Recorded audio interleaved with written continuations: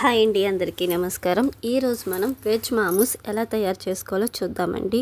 ముందుగా దానికి కావాల్సినవి కట్ చేసుకుందాము. క్యారెట్,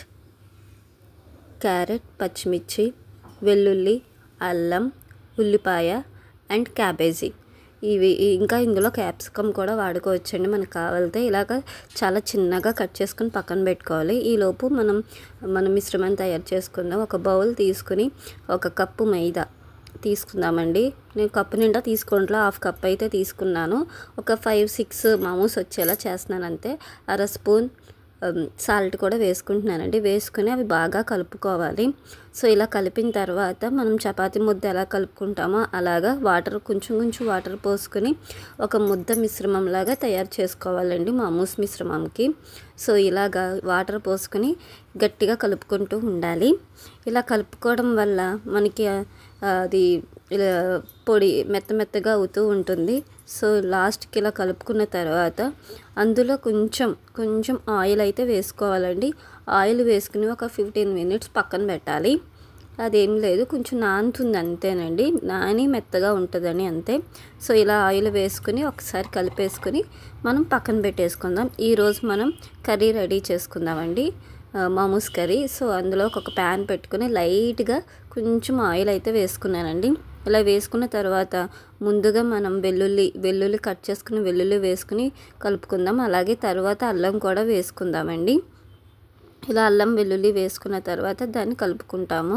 సో అవి లైట్గా ఏగిన తర్వాత, అంటే మరీ బాగా కాదండి, డీప్ ఫ్రై కాదు, లైట్గా జస్ట్ ఒక 2 మినిట్స్కి మనం కట్ చేసుకున్న ఉల్లిపాయలు కూడా వేసేసుకుందాం. ఉల్లిపాయలు అండ్ పచ్చిమిర్చి కూడా వేసేసుకుందామండి. సో ఇక్కడ నేను ఉల్లిపాయలు బాగా మీకు ఎంత వీలైతే అంత చిన్నగా కట్ చేసుకోండి. ఏదైనా చాలా బాగుంటుంది ఇలా కట్ చేసుకుంటే. ఎందుకంటే మనం మధ్యలో స్టఫింగ్కి వాడతాం కదా ఈ కర్రీ. సో ఎంత చిన్నగా అయితే అంత. తర్వాత పచ్చిమిర్చి కూడా వేసేసుకున్నానండి.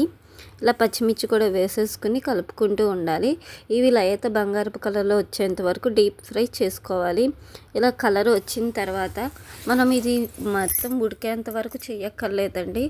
జస్ట్ వెజిటేబుల్స్లో ఉన్న తేమ పోయేంత వరకు అంతే. తర్వాత క్యాబేజీ కూడా వేసుకుంటున్నాను. అలాగే తురుముకున్న క్యారెట్ కూడా వేసేసుకొని కలుపుకుంటున్నానండి.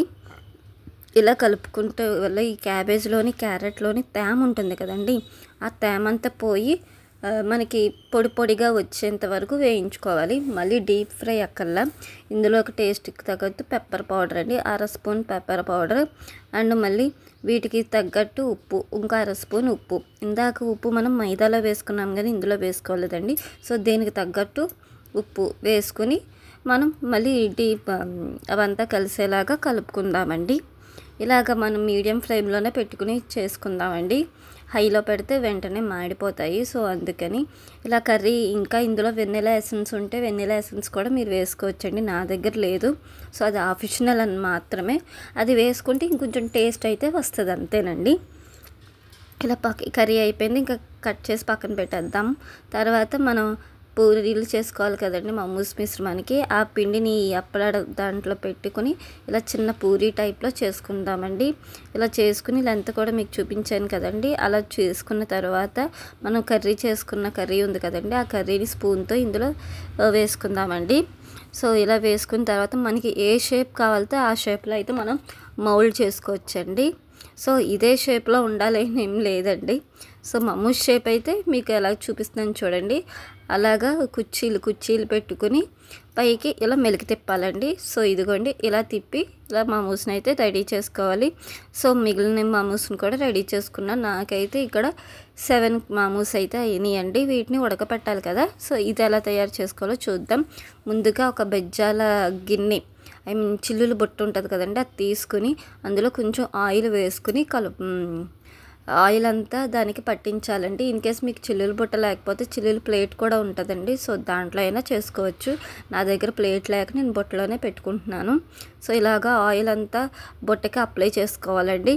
ఇలా అప్లై చేసుకున్న తర్వాత ఒక గిన్నెతో వాటర్ పెట్టుకుందామండి. సో ఇది ఆవిరితో ఉడకాలండి. అందుకని ఒక గిన్నెలో ఒక 2 గ్లాసెస్ వాటర్ అయితే పోసుకుని ఆ గిన్నె మీద ఈ బెజ్జాల చిల్లుల బుట్టను పెట్టుకొని ఈ బుట్టలోని మనం రెడీ చేసుకున్న చుట్టుకున్న మామూస్ ఉన్నాయి కదండి. సో ఆ మామూస్ని పేర్చుకోవాలండి. ఇలా పేర్చుకోవాలి. సో మీకు చూపించిన విధంగా చూడండి, ఒకదానికి ఒకటి అంటుకోకుండా మొత్తాన్ని మామూస్ని అన్నిటిని అయితే నేను పేర్చుకుంటున్నానండి. ఇలా పేర్చుకున్న తర్వాత వెజ్ మామూస్ హైదరాబాద్ సైడ్ అయితే చాలా ఫేమస్ అండి. అక్కడే దొరుకుతాయి అనుకుంటా. నేను west Godavari type east Godavari దగ్గర చూడలేదు. సో ఇలా అన్నీ పేర్చుకున్న తర్వాత దాని మీద ఆవిరిపోకుండా ఒక మూతనైతే వేసుకుంటున్నానండి. ఇలా రెడీ చేశాను. సో ఇలాగ ఒక 10 మినిట్స్, ఓన్లీ 10 మినిట్స్ తర్వాత చూస్తే అవి కుక్ అయిపోయి ఉంటాయండి. సో చూడండి, మనకి మోమోస్ అయితే రెడీ అయిపోయినాయి. సో ఇలాగ కుక్ అయిపోయి ఉన్నాయి, వేడిగా ఉన్నాయి కదా. జస్ట్ ఒక 2 మినిట్స్ ఆగిన తర్వాత సర్వ్ చేసుకుని తినేద్దామండి.